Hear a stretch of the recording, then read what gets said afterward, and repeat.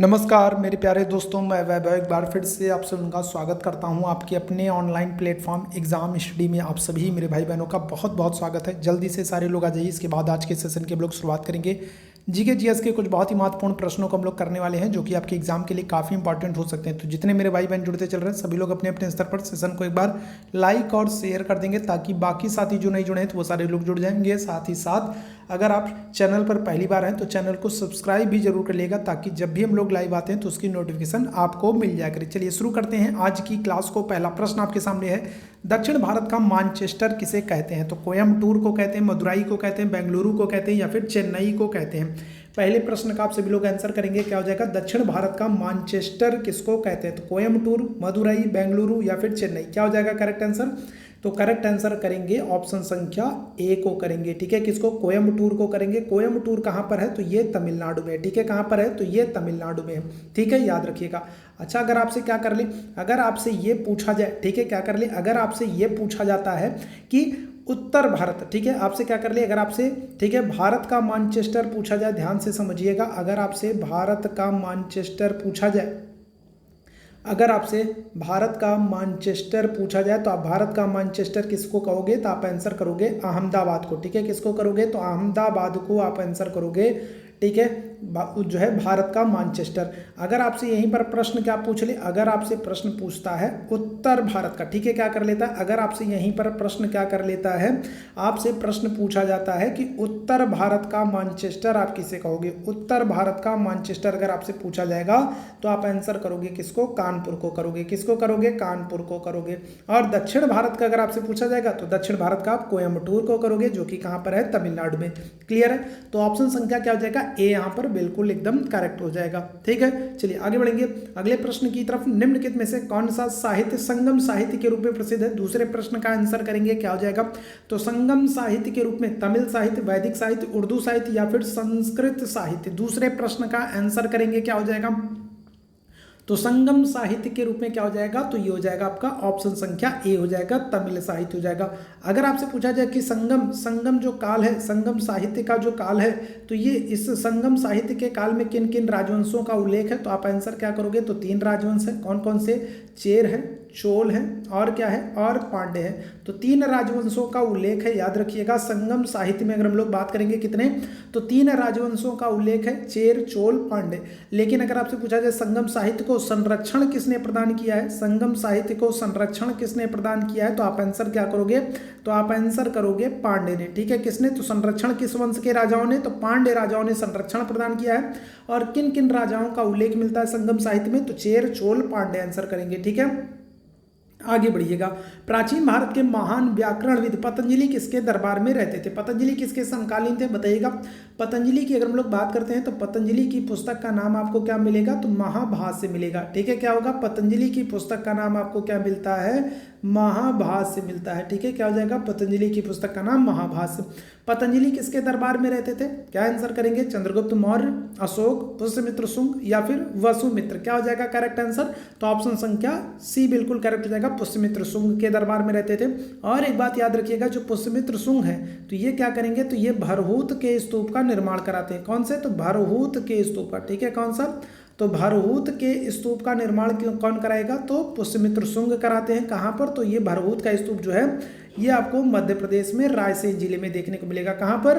तो मध्य प्रदेश में रायसेन जिले में। मध्य प्रदेश में कहाँ पर? तो मध्य प्रदेश में रायसेन जिले में क्या हो जाएगा?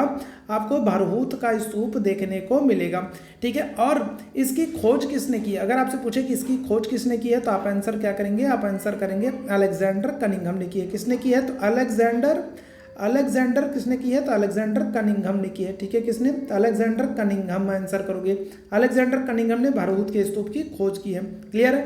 आगे बढ़िएगा।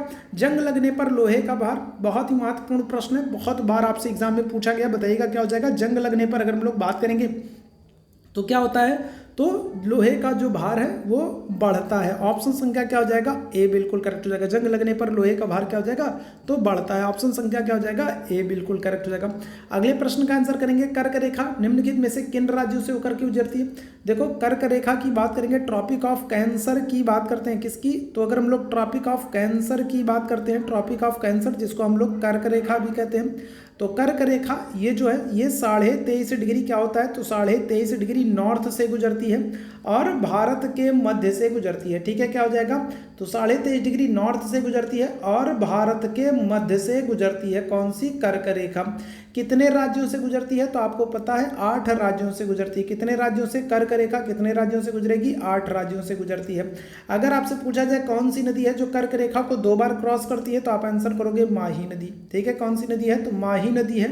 माही नदी है जो क्या करती है, जो कर्क रेखा को 2 बार क्रॉस करती है। ठीक है, क्या करती है, जो कर्क रेखा को 2 बार पार करती है, कर्क रेखा को, ठीक है, कर्क रेखा को 2 बार क्रॉस करती है। ठीक है, 2 बार क्रॉस करती है।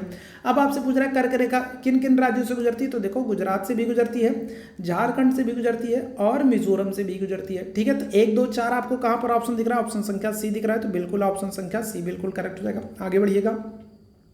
निम्नलिखित में से कौन सा सही सुमेलित नहीं है, तो एमएस वर्ड की बात करेंगे, डॉक्यूमेंट है। एमएस एक्सेल की बात करेंगे, एक्सएलएस है। ठीक है, एमएस पेंट की बात करेंगे, जेपीजी है। एमएस पावर पॉइंट की बात करेंगे, पीटीपी है।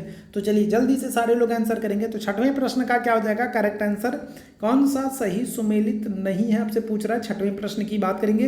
अब की बार आप देख रहे हो यूपीपी के एग्जाम में कंप्यूटर से खूब प्रश्न बन रहे हैं। ठीक है, जबकि आपके सिलेबस में कंप्यूटर था ही नहीं, लेकिन आप देखोगे तो हर शिफ्ट में कम से कम 3 से 4 क्वेश्चन कंप्यूटर से बन जा रहे हैं, जबकि सिलेबस में कंप्यूटर था ही नहीं। ठीक है, लेकिन फिर भी 3 से 4 क्वेश्चन कंप्यूटर से बन रहे हैं। तो बताइएगा क्या हो जाएगा, MS Word, document, MS Excel, XLS, MS Paint, JPG और एमएस पावर पॉइंट। तो क्या हो जाएगा, तो पावर पॉइंट जो है मेरे भैया ये क्या होता है, तो ये होता है पीपीटी होता है। ठीक है, क्या होता है, पावर पॉइंट की बात करेंगे तो क्या होता है, पावर पॉइंट प्रेजेंटेशन होता है, पीपीटी होता है, ना कि पीटीपी होता है। तो ऑप्शन संख्या क्या हो जाएगा, डी गलत हो जाएगा, यही हमारा करेक्ट आंसर हो जाएगा। आगे बढ़िएगा अगले प्रश्न की तरफ। संविधान सभा के पहले अध्यक्ष कौन थे, बताएंगे। संविधान सभा के पहले अध्यक्ष, पहली बैठक कब हो रही है, तो पहली बैठक हो रही है 9 दिसंबर को। ठीक है, कब हो रही है, तो पहली बैठक हो रही है 9 दिसंबर 1946 को। और जो पहली बैठक हो रही है 9 दिसंबर 1946 में, इसमें हम लोग क्या करेंगे, तो इसमें हम लोग एक अस्थायी अध्यक्ष चुन लेते हैं। ठीक है, क्या करते हैं, एक अस्थायी अध्यक्ष चुनते हैं। अस्थायी अध्यक्ष किसको चुनते हैं, तो सच्चिदानंद सिन्हा को चुनते हैं। ठीक है, किसको चुनेंगे, तो सच्चिदानंद सिन्हा को चुनेंगे। अस्थायी अध्यक्ष हम लोग सच्चिदानंद सिन्हा को चुनते हैं। इसके बाद क्या होगा, इसके बाद आपसे पूछ रहा है 11 दिसंबर को क्या होगा, 11 दिसंबर 1946 को दूसरी बैठक होगी। और इस दूसरी बैठक में हम लोग क्या करेंगे, तो एक अस्थायी अध्यक्ष चुनेंगे। ठीक है, अस्थायी अध्यक्ष चुनेंगे।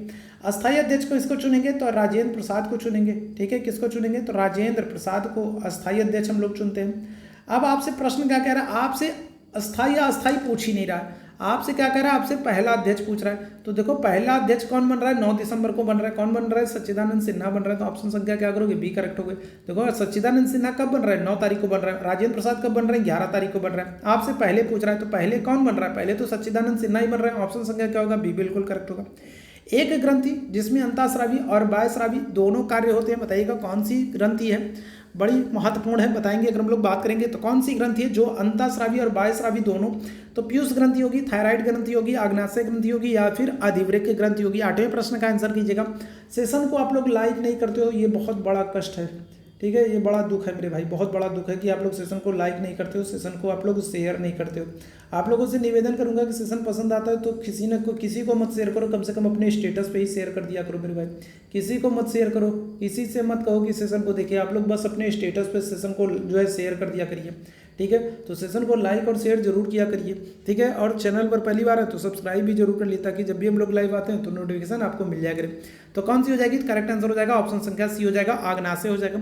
अच्छा, आग्नाशय के संदर्भ में एक बात और याद रखिएगा कि जो आग्नाशय ग्रंथि होती है, अगर हम लोग बात करेंगे तो ये जो है मानव के शरीर की क्या हो जाएगा, तो ये मानव के शरीर की 2nd नंबर की दूसरी सबसे बड़ी ग्रंथि है। ठीक है, क्या हो जाएगा, तो अगर हम लोग बात करेंगे तो ये मानव के शरीर की क्या हो जाएगी, तो दूसरी सबसे बड़ी ग्रंथि है। कौन सी, आग्नाशय की। अगर हम लोग बात करेंगे तो क्या हो जाएगा, तो ये मानव के शरीर की दूसरी सबसे बड़ी ग्रंथि है। तो एक बात ये भी याद रखिएगा। ठीक है, और अंतःस्रावी दोनों बाह्यस्रावी दोनों का काम करती है। ऑप्शन संख्या सी बिल्कुल करेक्ट है। भारतीय राज्यों में मुद्रा बिल होने के लिए एक बिल को कौन प्रमाणित करता है, कौन ये प्रमाणित करता है कि कोई बिल मुद्रा बिल है या फिर नहीं है। चलिए जल्दी से सारे लोग आंसर करेंगे, क्या होगा। तो देखो कोई बिल मुद्रा बिल है या नहीं, इसका फैसला अगर आपसे पूछा जाए तो देखो, अगर केंद्र में पूछा जाए तो केंद्र में कौन करता है, तो अगर आपसे केंद्र में पूछे कि कोई बिल मुद्रा बिल है, मनी बिल है कि नहीं, कौन प्रमाणित करेगा, तो आप आंसर करोगे लोकसभा अध्यक्ष। ठीक है, कौन, केंद्र में आपसे पूछा जाए तो केंद्र में आप आंसर करोगे लोकसभा अध्यक्ष। और अगर आपसे राज्य में पूछा जाएगा तो राज्य में क्या आंसर करोगे, तो राज्य में आंसर करोगे किसको? विधानसभा अध्यक्ष। राज्य में किसको आंसर करोगे? तो राज्य में आंसर करोगे आप विधानसभा अध्यक्ष को, ठीक है, किसको? तो विधानसभा अध्यक्ष को आंसर करोगे। क्या आपसे पूछा है? तो देखो यहाँ पर आपसे लोकसभा अध्यक्ष तो आपको दिख नहीं रहा है, लेकिन राज्य विधानसभा अध्यक्ष दिख रहा है, तो ऑप्शन संख्या क्या कर दोगे? ए बिल्कुल करेक्ट हो जाएगा, ठीक है। वनों की कमी, नगरीकरण तथा प्रदूषण का बढ़ना सभी निम्नलिखित में से किस कारण से होते हैं? चलिए जल्दी से बताएंगे।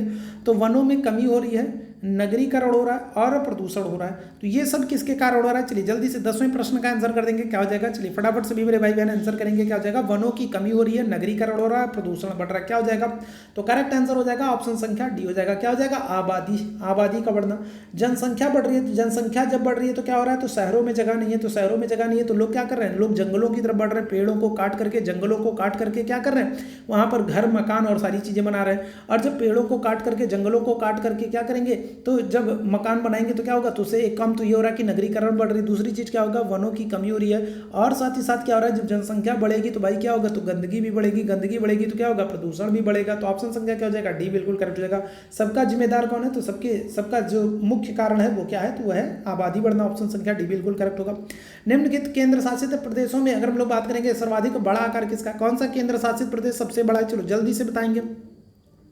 तो अगर हम लोग बात करेंगे तो दिए गए विकल्प में आपको बताना है, चंडीगढ़, लक्षद्वीप, दमन और पांडिचेरी की बात कर रहा है, तो बताइएगा सबसे बड़ा केंद्र शासित प्रदेश कौन हो जाएगा? तो क्या आंसर करोगे? तो ऑप्शन संख्या डी आंसर करोगे। किसको? पुदुचेरी या पांडिचेरी को क्या करोगे? तो आंसर करोगे। सबसे बड़ा केंद्र शासित प्रदेश है पुदुचेरी की। अगर हम लोग बात करेंगे तो 1954 में 1954 में ये क्या होता है? तो 1954 में ये फ्रांसीसियों से आज़ाद होता है। किससे? तो फ्रांसीसियों से आज़ाद होता है। अगर आपसे पूछा जाए कि पुदुचेरी पांडिचेरी पर किसका अधिकार था, तो आप आंसर करोगे फ्रांसीसियों का अधिकार था। किसका? फ्रांसीसियों का अधिकार था।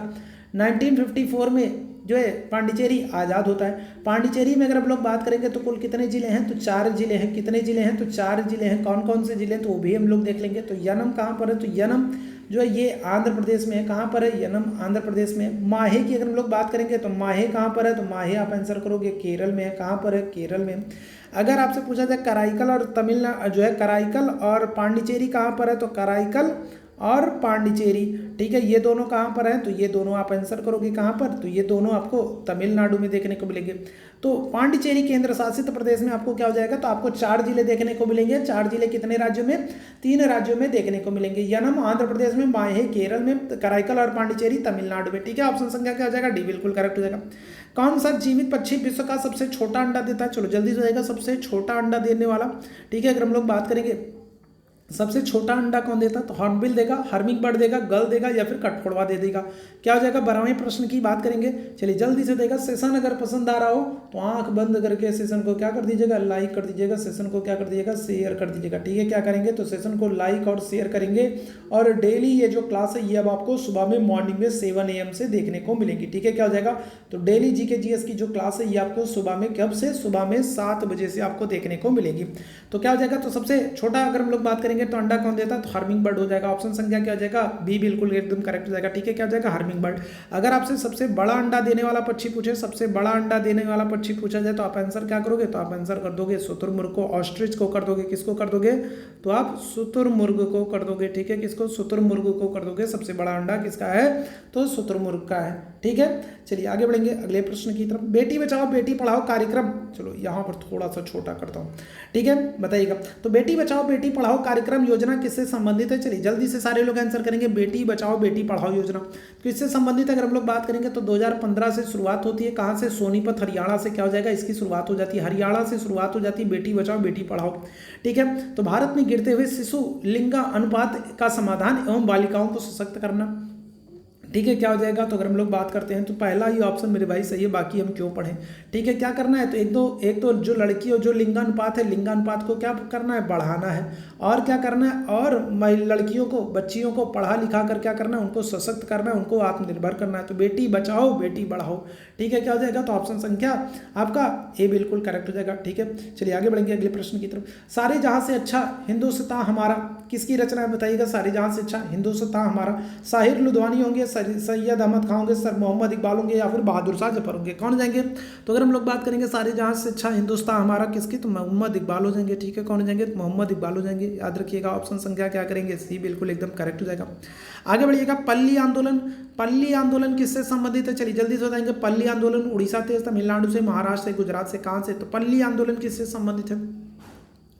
पल्ली आंदोलन किससे संबंधित है? बताइएगा क्या हो जाएगा करेक्ट आंसर। अगर हम लोग बात करेंगे पल्ली आंदोलन तो ये हो जाएगा आपका ऑप्शन संख्या बी हो जाएगा। तमिलनाडु राज्य से संबंधित किससे? तो तमिलनाडु राज्य से। ऑप्शन संख्या बी बिल्कुल करेक्ट हो जाएगा। भारत कला भवन कहाँ पर स्थित है? लखनऊ, बनारस, इलाहाबाद, आगरा। चलिए जल्दी से बताएंगे। तो भारत कला भवन कहाँ पर स्थित है? बताइएगा क्या हो जाएगा करेक्ट आंसर। तो ये हो जाएगा ऑप्शन संख्या बी हो जाएगा, बनारस में। भारत कला भवन कहाँ पर है? तो बनारस में। ऑप्शन संख्या बी। भारत की सड़क प्रणाली का विश्व में कौन सा स्थान है? भारत की सड़क प्रणाली का विश्व में कौन सा स्थान है? दूसरा, चौथा, पांचवा, छठवां। चलिए जल्दी से सारे लोग आंसर करेंगे। भारत की सड़क प्रणाली का विश्व में कौन सा स्थान है? क्या हो जाएगा करेक्ट आंसर? अगर हम लोग बात करते हैं तो ऑप्शन संख्या दूसरा हो जाएगा। ऑप्शन संख्या क्या हो जाएगा? ए बिल्कुल करेक्ट हो जाएगा। क्या हो जाएगा?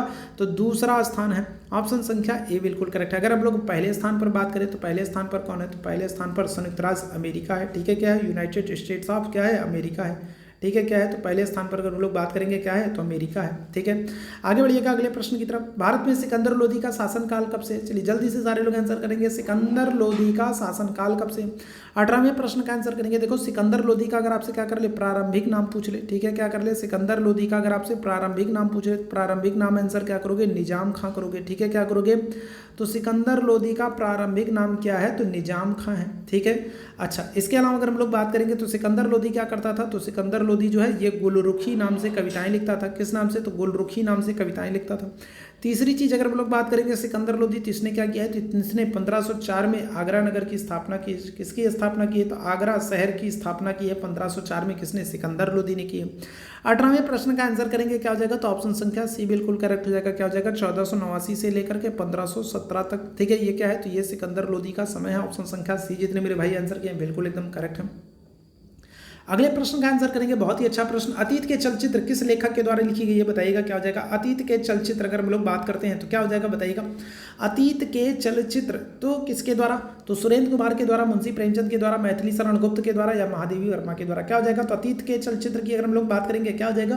तो ऑप्शन संख्या क्या हो जाएगा? डी बिल्कुल करेक्ट हो जाएगा, महादेवी वर्मा के द्वारा। महादेवी वर्मा की अगर हम लोग बात करते हैं तो ये पहली महिला है। ठीक है, क्या है? तो ये पहली महिला है जो क्या करेंगी? ये पहली महिला है हिंदी भाषा में ज्ञानपीठ पुरस्कार पाने वाली। ठीक है, हिंदी भाषा में क्या करने वाली? तो पहली महिला है हिंदी भाषा में ज्ञानपीठ पुरस्कार पाने वाली। ठीक है, क्या करने वाली? तो ज्ञानपीठ पुरस्कार पाने वाली पहली महिला कौन हो जाएंगी? तो महादेवी वर्मा हो जाएंगी। ठीक है, ज्ञानपीठ पुरस्कार पाने वाली। किसके लिए मिलेगा? तो यामा के लिए मिलेगा। इनको ज्ञानपीठ पुरस्कार किसके लिए मिलता है? तो यामा के लिए मिलेगा। याद रखिएगा, यामा भी इन्हीं की रचना है और इसी के लिए इनको ज्ञानपीठ पुरस्कार मिलेगा। कब मिलेगा अगर आपसे पूछ ले कब मिलता है ज्ञानपीठ पुरस्कार इनको, तो आप आंसर करोगे 1982 में, 1982 में मिलता है। कब मिलेगा? 1982 में मिलेगा। आगे बढ़िएगा। उत्तर प्रदेश राज्य के क्षेत्रफल का कुल कितना प्रतिशत वनावरण है? चलो जल्दी से 20वें प्रश्न का आंसर करेंगे। 20वें प्रश्न का आंसर करेंगे सभी मेरे भाइयों। तो उत्तर प्रदेश राज्य के कुल क्षेत्रफल का कितना प्रतिशत अगर हम लोग बात करेंगे तो फॉरेस्ट एरिया है, वनावरण है। क्या आंसर करोगे? तो करेक्ट आंसर हो जाएगा ऑप्शन संख्या बी बिल्कुल करेक्ट हो जाएगा, लगभग 6.88%। ठीक है, ऑप्शन संख्या क्या करोगे? ऑप्शन संख्या बी बिल्कुल करेक्ट होगी, 6.88%। आगे बढ़िएगा। निम्नलिखित में से किन दो देशों के बीच कोंकण शक्ति अभ्यास 2021? देखो 2021 इंपॉर्टेंट नहीं है आपसे, 2021 इंपॉर्टेंट नहीं है आपके लिए, इंपॉर्टेंट है कोंकण शक्ति अभ्यास। ठीक है, क्या है? तो कोंकण शक्ति अभ्यास आपसे पूछा जाए कोंकण शक्ति अभ्यास किसके बीच होता है, बस ये इंपॉर्टेंट है। आप वर्ष मत देखो। ठीक है, तो कोंकण शक्ति अभ्यास अगर आपसे पूछा जाए किसके किसके बीच में होता है, तो चलो जल्दी से सारे लोग आंसर करेंगे। कोंकण शक्ति अभ्यास तो किन के बीच होता है? 21वें प्रश्न का आंसर करेंगे। क्या हो जाएगा? ऑप्शन संख्या सी हो जाएगा। ठीक है, क्या हो जाएगा? तो भारत और ब्रिटेन के बीच में। ठीक है, क्या हो जाएगा? तो भारत और ब्रिटेन के बीच में कोंकण शक्ति अभ्यास होता है। याद रखिएगा, महत्वपूर्ण है। भारत में हरित क्रांति का श्रेय किसको जाता है? देखो भारत में अगर आपसे यही प्रश्न विश्व में पूछ ले कि विश्व में हरित क्रांति का जनक किसको जाता है, तो आप आंसर क्या करोगे? तो आप आंसर करोगे नॉर्मन बोरलॉग को। विश्व में हरित क्रांति का जनक किसको जाता है, तो आप आंसर किसको करोगे? नॉर्मन बोरलॉग को करोगे। नॉर्मन बोरलॉग को विश्व हरित क्रांति का जनक माना जाता है। भारत में अगर हम लोग बात करेंगे क्या हो जाएगा, तो स्वामीनाथन। ठीक है, क्या हो जाएगा, तो स्वामीनाथन। ऑप्शन संख्या क्या हो जाएगा, डी बिल्कुल करेक्ट हो जाएगा। हरित क्रांति किससे संबंधित थी, तो आप आंसर करोगे किससे, खाद्यान्न से संबंधित थी। ठीक है, क्या हो जाएगा, खाद्यान्न को बढ़ावा देने से संबंधित थी, क्या हो जाएगा, हरित क्रांति। स्वामीनाथन की अगर हम लोग बात करेंगे तो इनको भी हाल ही में क्या किया गया, तो भारत रत्न भी दिया गया, ये भी याद रखेंगे। क्या किया गया, तो भारत रत्न दिया गया किसको, स्वामीनाथन को भी हाल ही में। ठीक है, भारत रत्न दिया गया। ऑप्शन संख्या क्या हो जाएगा, डी बिल्कुल करेक्ट हो जाएगा। आगे बढ़िएगा। भारत में सबसे लंबी नदी कौन सी है, अभी ये प्रश्न यूपीपी के एग्जाम में पूछा गया। ठीक है, यूपीपी के एग्जाम में आपसे ये प्रश्न पूछा गया। बस आपसे ये क्या कर दिया था, आपसे ये नहीं पूछा था कि भारत में सबसे लंबी नदी कौन सी है। ठीक है, आपसे क्या कर दिया था, आपसे दक्षिण भारत में पूछ लिया था। ठीक है, क्या कर दिया था, आपसे दक्षिण भारत में सबसे लंबी नदी पूछा था। तो दक्षिण भारत में अगर हम लोग बात करेंगे सबसे लंबी नदी, ठीक है, यूपीपी में पूछा जा चुका है। दक्षिण भारत में अगर हम लोग बात करेंगे तो सबसे लंबी नदी कौन सी होगी, तो दक्षिण भारत में सबसे लंबी नदी हो जाएगी कौन सी, गोदावरी हो जाएगी। ठीक है, क्या हो जाएगी, तो दक्षिण भारत में सबसे लंबी नदी गोदावरी हो जाएगी, जिसको हम लोग क्या करते हैं, जिसको हम लोग वृद्ध गंगा कहते हैं। ठीक है, क्या करते हैं, तो जिसको हम लोग वृद्ध गंगा कहते हैं, या फिर और क्या करते हैं, जिसको हम लोग बूढ़ी गंगा भी कहते हैं। ठीक है, क्या करते हैं, वृद्ध गंगा या बूढ़ी गंगा कहते हैं। दक्षिण भारत में सबसे लंबी नदी है। भारत की सबसे लंबी नदी पूछ रहा है, आप आंसर क्या करोगे, गंगा करोगे। अगर आपसे पूछा गंगा को राष्ट्रीय नदी का दर्जा कब दिया गया, गंगा को अगर आपसे पूछ ले कि राष्ट्रीय नदी का दर्जा कब दिया गया, तो आप आंसर क्या करोगे, तो आप आंसर करोगे 2008 में।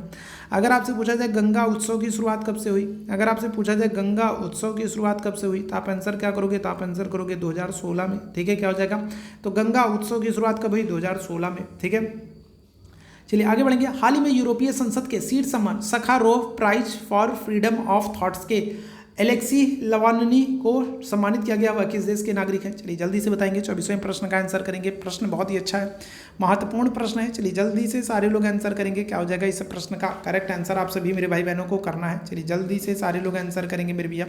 तो आपसे क्या कह रहा है, तो यूरोपीय संसद के शीर्ष सम्मान Sakharov prize for freedom of thoughts से एलेक्सी लवालनी को सम्मानित किया गया है। ये किस देश के हैं, 24वें प्रश्न की बात करेंगे। करेक्ट आंसर क्या हो जाएगा, ऑप्शन संख्या बी बिल्कुल करेक्ट हो जाएगा, रूस हो जाएगा। नाम से ही आपको लग रहा है क्या हो जाएगा, रूस हो जाएगा।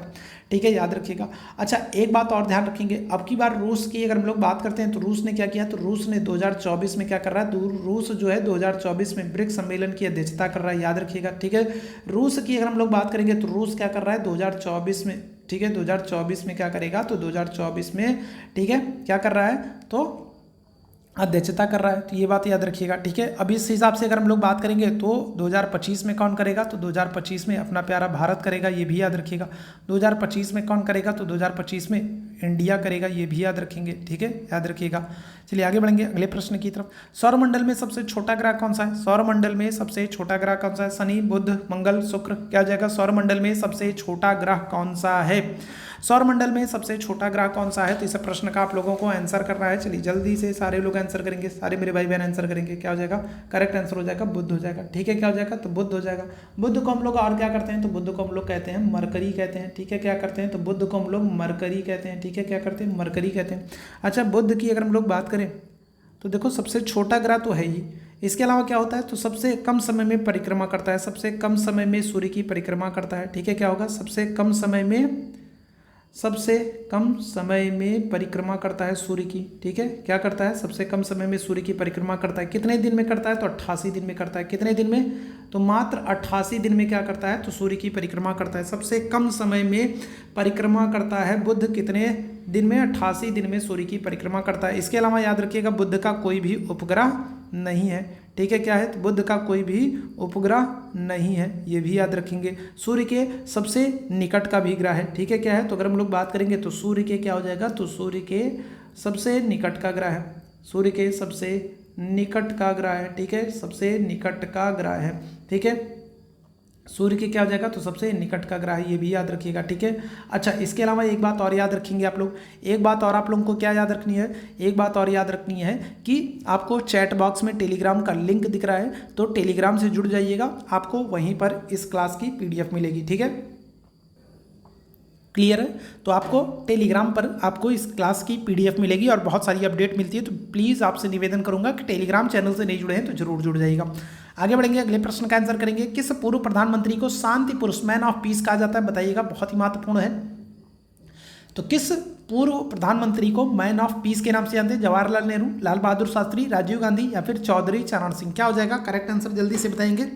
तो करेक्ट आंसर आप लोग आंसर करेंगे किसको, ऑप्शन संख्या बी को, लाल बहादुर शास्त्री जी को करेंगे। ठीक है, किसको करेंगे, तो शास्त्री जी को करते हैं। अच्छा, शास्त्री जी के संदर्भ में कुछ चीज़ों को आप समझ लीजिएगा।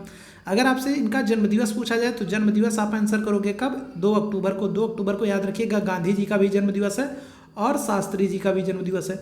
अगर आपसे पूछा जाए इनका जन्म कहाँ पर हुआ तो आप आंसर क्या करोगे, वाराणसी में हुआ। ठीक है, कहाँ पर इनका जन्म हुआ, तो इनका जन्म वाराणसी में हुआ। तीसरी चीज़ आपको क्या याद रखनी है, तीसरी चीज़ आपको याद रखनी है कि इन्होंने क्या किया है, तो इन्होंने जय जवान जय किसान का नारा दिया है। ठीक है, क्या किया है, तो जय जवान और जय किसान का इन्होंने क्या किया है, तो जय जवान जय किसान का इन्होंने नारा दिया है। चौथी चीज़ आपको क्या याद रखनी है कि 1966 में अगर हम लोग बात करेंगे तो 1966 में ताशकंद समझौते के दौरान इनकी मृत्यु हो जाती है। ठीक है, कहाँ पर, तो ताशकंद समझौता होगा। ठीक है, ताशकंद समझौता होता है और इस समझौते के दौरान अगर हम लोग बात करेंगे तो क्या हो जाएगा, तो लाल बहादुर शास्त्री जी की मृत्यु हो जाती है। ताशकंद समझौते के दौरान 1966 में क्या हो जाएगा, तो शास्त्री जी की मृत्यु हो जाती है। तो ये चीज़ ध्यान रखेंगे। मैन ऑफ पीस के नाम से जाना जाता है किसको, लाल बहादुर शास्त्री की जो जाना जाता है। ऑप्शन संख्या क्या करेंगे, बी बिल्कुल कर जाएगा। अगर आपसे पूछ ले कि लाल बहादुर शास्त्री एयरपोर्ट कहाँ पर है, अगर आपसे पूछ ले कि लाल बहादुर शास्त्री एयरपोर्ट कहाँ पर है, ठीक है, लाल बहादुर शास्त्री एयरपोर्ट कहाँ पर है, अगर आपसे ये पूछ ले तो आप आंसर क्या करोगे, तो आप आंसर करोगे बाबतपुर वाराणसी में। ठीक है, कहाँ पर है, तो लाल बहादुर शास्त्री एयरपोर्ट आपको वाराणसी में देखने को मिलेगा। ठीक है, कहाँ पर, तो वाराणसी में देखने को मिलेगा। क्लियर है, आगे बढ़ेंगे अगले प्रश्न की तरफ। विश्व में चावल उत्पादन में भारत का कौन सा स्थान बताइएगा। चावल उत्पादन में प्रश्न बहुत ही अच्छा है, तो प्रश्न बहुत ही अच्छा है, बताएंगे विश्व में चावल उत्पादन का क्या स्थान है भारत का। चलिए जल्दी से सारे लोग आंसर करेंगे। और डेली जी के जीएस की ये जो क्लास है आपको मॉर्निंग में देखने को मिलेगी 7 AM से। ठीक है, क्या हो जाएगा, तो डेली सुबह में आपको ये क्लास 7 AM से देखने को मिलेगी। डेली आप लोग ज्वाइन करना ना भूलिएगा, ये क्लास आपके लिए बहुत महत्वपूर्ण है। तो चलिए जल्दी से बताएंगे 27वें प्रश्न का आंसर करेंगे। तो चावल के उत्पादन में अगर हम लोग बात करेंगे तो भारत का क्या हो जाएगा, दूसरा स्थान हो जाएगा। ठीक है, क्या हो जाएगा, तो भारत का दूसरा स्थान हो जाएगा। क्लियर है, तो ऑप्शन संख्या क्या करेंगे, तो बी बिल्कुल करें। अच्छा, अगर आपसे पूछ ले पहले स्थान पर कौन है, अगर आपसे पूछे पहले स्थान पर कौन है, तो पहले स्थान पर कौन होगा, तो चाइना हो जाएगा। ठीक है, कौन हो जाएगा, तो चीन जो है ये पहले स्थान है चावल के उत्पादन में। और अपना प्यारा भारत जो है वो कहाँ पर, तो आपको दूसरे स्थान पर देखने को मिल जाएगा। ठीक है, ऑप्शन संख्या बी बिल्कुल करेक्ट होगा। आगे बढ़िएगा, 2060 तक शुद्ध ग्रीन हाउस गैस उत्सर्जन का स्तर प्राप्त करने की घोषणा किस देश ने किया। चलिए जल्दी से 28वें प्रश्न का आंसर करेंगे, बहुत ही महत्वपूर्ण है।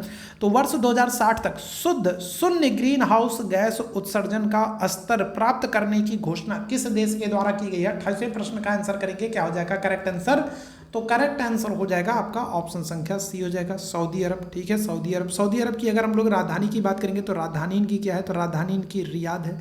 ठीक है, क्या है, तो राजधानी अगर हम लोग बात करेंगे रियाद है। अगर मुद्रा की बात करेंगे तो मुद्रा क्या है, तो मुद्रा रियाल है। ठीक है, क्या है, मुद्रा अगर हम लोग बात करेंगे रियाल है। मुद्रा क्या है, तो मुद्रा रियाल है। राजधानी क्या है, रियाद है। अगर आपसे पूछा जाए कि भारत, अपना जो प्यारा भारत है, इसने शून्य कार्बन उत्सर्जन का लक्ष्य किस वर्ष तक प्राप्त करने का लक्ष्य रखा है। शून्य कार्बन उत्सर्जन की स्थिति को प्राप्त करने का लक्ष्य भारत ने किस वर्ष तक रखा है, तो भारत ने 2070 तक रखा है। ठीक है, कब रखा है, तो भारत ने 2070 तक शून्य कार्बन उत्सर्जन को प्राप्त करने का लक्ष्य रखा है। आगे बढ़िएगा, निम्नलिखित में से किस क्रिकेट एसोसिएशन ने दुनिया के सबसे बड़े क्रिकेट बल्ले का अनावरण किया, बताइएगा। तो कौन सा क्रिकेट एसोसिएशन है जिसने दुनिया के सबसे बड़े जो है क्रिकेट बल्ले को, बैट को लॉन्च किया है। जल्दी से 29वें प्रश्न का आंसर करेंगे, क्या हो जाएगा, तो करेक्ट आंसर क्या हो जाएगा, तो ऑप्शन संख्या अगर हम लोग बात करते हैं तो ऑप्शन संख्या बी हो जाएगा, हैदराबाद। ठीक है, किसने, तो हैदराबाद क्रिकेट एसोसिएशन ने क्या किया है, लॉन्च किया है। ठीक है, विश्व के सबसे बड़े क्रिकेट बैट को। ऑप्शन संख्या क्या हो जाएगा, बी बिल्कुल एकदम करेक्ट हो जाएगा। ठीक है, अगर इसकी ऊंचाई की बात करेंगे तो ऊंचाई कितनी हो जाएगी, तो 56.10 फीट हो जाएगा। ठीक है, क्या हो जाएगा, तो 56.10 फीट जो है इसकी क्या हो जाएगी, इसकी ऊंचाई हो जाएगी। और वजन अगर हम लोग बात करेंगे तो 9 टन हो जाएगा। ठीक है, कुछ ज़्यादा ही हो जाएगा। चलिए आगे बढ़ेंगे। उत्तर प्रदेश सरकार ने किस स्टेशन का नाम बदल करके अयोध्या कैंट कर दिया, बताइएगा, बहुत ही महत्वपूर्ण है। उत्तर प्रदेश सरकार ने किस स्टेशन का नाम बदल करके क्या कर दिया है, तो अयोध्या कैंट कर दिया है। 30वें प्रश्न का आंसर करेंगे, क्या हो जाएगा, चलो जल्दी से सारे लोग आंसर करेंगे, क्या हो जाएगा, तो 30वें प्रश्न का आंसर करना है। तो करेक्ट आंसर आपको पता है, फैजाबाद हो जाएगा। ठीक है, क्या हो जाएगा, तो फैजाबाद। अयोध्या का नाम तो अयोध्या था ही मेरे भाई, अयोध्या का नाम तो अयोध्या था ही। ठीक है, अगर हम लोग बात करेंगे क्या हो जाएगा, तो करेक्ट आंसर हो जाएगा फैजाबाद। फैजाबाद का नाम बदल करके क्या कर दिया, अयोध्या कैंट कर दिया। ऑप्शन संख्या क्या हो जाएगा, ए बिल्कुल करेक्ट हो जाएगा। ठीक है, आगे बढ़िएगा। किस राज्य में भारत का पहला टेस्ट ट्यूब बन्नी भैंस का बछड़ा, ठीक है, पैदा हुआ। अच्छा एक बात देखिएगा, बहुत महत्वपूर्ण है, भारत का पहला है तो महत्वपूर्ण तो आपके लिए है। साथ ही साथ आपको क्या करना है, आपको नाम याद रखना है। नाम क्या है, तो बन्नी नाम है। नाम क्या यह है, तो नाम है बन्नी। किस राज्य में भारत का पहला टेस्ट ट्यूब बन्नी भैंस का बछड़ा पैदा हुआ है, तो हरियाणा, पंजाब, गुजरात, बिहार।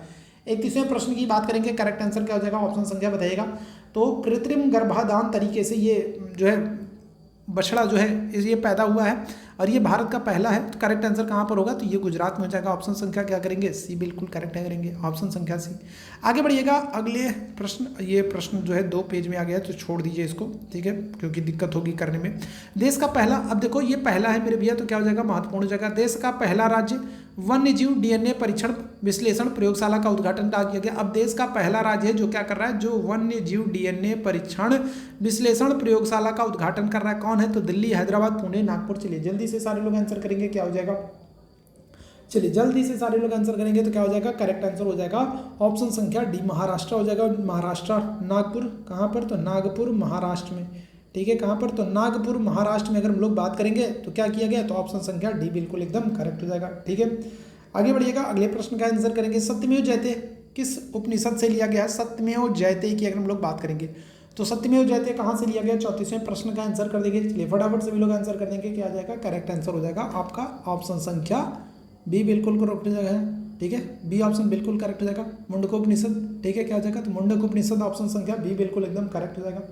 आगे बढ़ेंगे अगले प्रश्न की तरफ, अगले प्रश्न का आंसर करेंगे। मोहनजोदड़ो में सबसे बड़ी इमारत क्या है, चलिए बहुत अच्छा प्रश्न, ये बहुत अच्छा प्रश्न है, बताइएगा मोहनजोदड़ो में सबसे बड़ी इमारत क्या है। ग्रेट बाथ है, ग्रेट ग्रैंडरी है, असेंबली हॉल है या फिर आयताकार भवन है। तो सबसे बड़ी इमारत आपसे पूछा जाए तो सबसे बड़ी इमारत क्या होगा मोहनजोदड़ो में अगर हम लोग बात करेंगे। देखो मोहनजोदड़ो की जो खोज है ये 1922 में की गई थी, किसके द्वारा की गई थी, तो राखल दास बनर्जी के द्वारा की गई थी। किसके द्वारा की गई है, तो राखल दास बनर्जी के द्वारा, ठीक है, किसके द्वारा, तो राखल दास बनर्जी के द्वारा जो है मोहनजोदड़ो की खोज की गई है। मोहनजोदड़ो कहाँ पर है, तो ये सिंध प्रांत में आपको देखने को मिलेगा, ठीक है, कहाँ पर, तो सिंध प्रांत में आपको देखने को मिलेगा। सिंध प्रांत का लरकाना जिला है, ठीक है, कौन सा जिला है, तो सिंध प्रांत का लरकाना जिला है, यहाँ पर आपको मोहनजोदड़ो देखने को मिलेगा। किस नदी के किनारे देखने को मिलेगा, तो सिंधु नदी के किनारे देखने को मिलेगा, कहाँ पर, तो सिंधु नदी के किनारे आपको देखने को मिलेगा, ठीक है। और क्या हो जाता है मेरे भैया, अगर हम लोग बात करते हैं, ठीक है, मोहनजोदड़ो, तो उस मोहनजोदड़ो का सिंधी भाषा में अर्थ क्या होता है, तो सिंधी भाषा में अगर हम लोग बात करेंगे तो माउंट ऑफ द डेड हो जाता है, ठीक है, क्या हो जाता है, तो मृतकों का टीला, माउंट ऑफ द डेड, ठीक है, ये क्या है, तो ये मोहनजोदड़ो का, ठीक है, क्या हो जाता है, माउंट ऑफ द, क्या हो जाएगा, तो माउंट ऑफ द डेड हो जाएगा, ठीक है, माउंट ऑफ द डेड, मृतकों का टीला, ये सिंधी भाषा में मोहनजोदड़ो का अर्थ होता है, ठीक है। यहाँ पर सबसे बड़ी इमारत अगर आपसे पूछा जाए तो आप आंसर क्या करोगे, ग्रेट ग्रेनरी करोगे, क्या करोगे, तो आपका जो अन्नागार है मेरे भैया, क्या है, तो जो अन्नागार है ये सबसे बड़ी इमारत है, ठीक है, क्या है, तो अन्नागार अगर हम लोग बात करेंगे, स्नानागार अगर आप लोग कर रहे हो तो गलत हो जाएगी मेरे भैया, क्या हो जाएगा, अन्नागार ग्रेट ग्रेनरी जो है तो ये सबसे बड़ी इमारत, ऑप्शन संख्या बी बिल्कुल करेक्ट होगा। संविधान सभा की प्रारूप समिति के अध्यक्ष कौन थे, चलिए जल्दी से बताएंगे। तो प्रारूप समिति, देखो प्रारूप समिति जो है मेरे भैया, तो प्रारूप समिति को ही हम लोग क्या करते हैं, तो इसी को हम लोग ड्राफ्टिंग कमेटी भी कहते हैं, ठीक है, क्या करते हैं, तो इसी को हम लोग ड्राफ्टिंग कमेटी भी कहते हैं, इसी को हम लोग और क्या कहते हैं, तो इसी को हम लोग मसौदा समिति भी कहते हैं, ठीक है, क्या करते हैं, तो प्रारूप समिति, इसी को हम लोग क्या करेंगे, ड्राफ्टिंग कमेटी, इसी को हम लोग क्या कहेंगे, तो इसी को हम लोग मसौदा समिति भी कहते हैं। और इसकी स्थापना या इसका गठन कब किया गया था, तो इसका गठन 19 अगस्त 1947 को किया गया था। इसके अध्यक्ष कौन थे, तो अध्यक्ष थे डॉक्टर बी.आर. अम्बेडकर थे, ठीक है, कौन थे, तो डॉक्टर बी.आर. अम्बेडकर जो है वो इसके अध्यक्ष थे, ठीक है। प्रारूप समिति में आपको कितने सदस्य देखने को मिलते हैं, तो 7 सदस्य देखने को मिलते हैं। कितने सदस्य, तो आपको 7 सदस्य आपको देखने को मिलेंगे, ठीक है, क्या हो जाएगा, तो अगर हम लोग बात करते हैं अध्यक्ष कौन हो जाएंगे, तो बी.आर. अम्बेडकर हो जाएंगे, जैसा कि मैंने आप लोगों को बता ही दिया है। ऑप्शन संख्या क्या हो जाएगा, सी बिल्कुल एकदम करेक्ट हो जाएगा। आगे बढ़ेंगे अगले प्रश्न की तरफ। आयुष्मान भारत स्वास्थ्य अवसंरचना मिशन का शुभारंभ किसने किया, 37वें प्रश्न का आंसर करिएगा। 37वें प्रश्न का आंसर करेंगे तो देखो इस मिशन की अगर हम लोग बात करते हैं तो इसका शुभारंभ कब होगा, तो 25 अक्टूबर 2021 को होता है, ठीक है, क्या होता है, तो 25 अक्टूबर 2021 को आयुष्मान भारत स्वास्थ्य अवसंरचना मिशन का शुभारंभ होगा। और कौन करेगा, चलिए जल्दी से सारे लोग आंसर करेंगे, तो करेक्ट आंसर कौन हो जाएंगे, तो प्रधानमंत्री नरेंद्र मोदी जी के द्वारा किया जाएगा। ऑप्शन संख्या क्या हो जाएगा, ऑप्शन संख्या ए बिल्कुल करेक्ट हो जाएगा, ठीक है, क्या हो जाएगा, तो ऑप्शन संख्या ए करेक्ट हो जाएगा। और कहाँ से अगर आपसे पूछ ले कहाँ से किया था, तो अपने सांसदीय क्षेत्र वाराणसी से किया था, ठीक है, कहाँ से, तो मोदी जी ने वाराणसी से इसकी शुरुआत की थी, याद रखेंगे। ऑप्शन संख्या क्या हो जाएगा, ए बिल्कुल करेक्ट हो जाएगा। तारामंडल सप्तऋषि को पश्चिमी निवासी किस नाम से जानते हैं? चलिए 38वें प्रश्न का आंसर करेंगे। तो सप्तर्षि तारामंडल की अगर हम लोग बात करते हैं, सप्तर्षि तारामंडल की अगर हम लोग बात करते हैं तो पश्चिम के कहाँ हो जाएगा? तो अगर हम लोग बात करते हैं तो पश्चिम के उत्तरी अगर हम लोग बात करेंगे गोलार्ध के आकाश में रात्रि में दिखने वाला जो ये तारा है तो ये एक तारामंडल होता है।